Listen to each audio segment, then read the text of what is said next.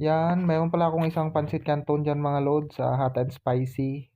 Magpo-food trip pala tayo ngayon dahil 3 PM na for today's video. Yan na yung pansit canton natin mga lods.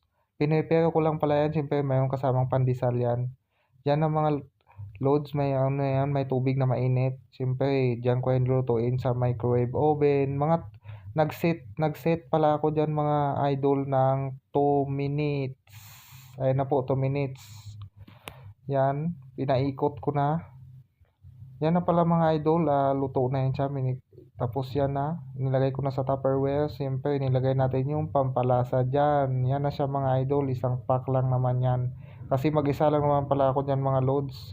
So, shout out all followers pala. Especially BGC Tops, kay Sharon Python. May galab shout out din yan kay Gretchen Abela. At big shout out din kay Double Alpha and Tops. Hanggang dito na lang. Thank you for watching. Bye-bye.